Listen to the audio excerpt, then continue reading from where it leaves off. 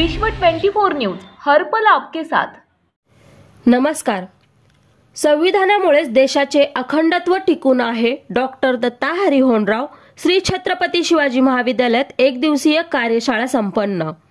दिनांक 28 फाळणीचा इतिहास लक्षात घेता या देशातील भाषिक, धार्मिक, सामाजिक, सांस्कृतिक विविधता लक्षात घेऊन घटनाकारांनी प्रबळ केंद्र सरकार असणारे संघराज्य निर्माण केले।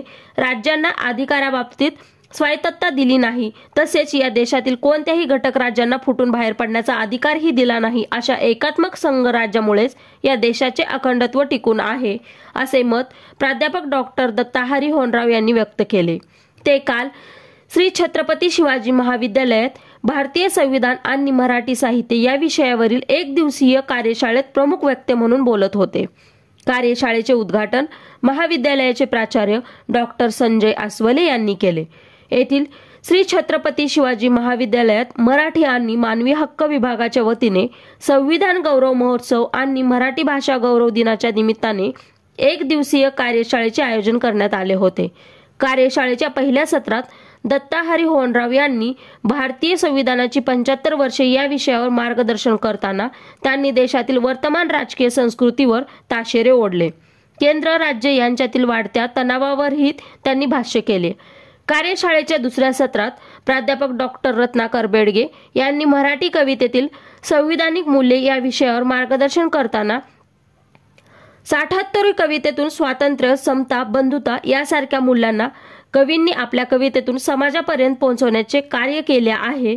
कविता ही समाज प्रबोधनाचेच एक साधन आहे। अनेक कवितांमधून सामाजिक न्यायाचा संदेश दिला असल्याचे मत त्यांनी व्यक्त केले। कार्यशाळेच्या तिसऱ्या सत्रात खुली चर्चा करण्यात आली। या सत्रात प्राध्यापक Kiran Sagar, doctor Datta Harihonrao, doctor Ratnakar Bedge, doctor Padmakar Pitle यांनी सहभाग घेतला। यावेळी विद्यार्थ्यांनी उपस्थिती केलेल्या प्रश्नांना मार्गदर्शन केले।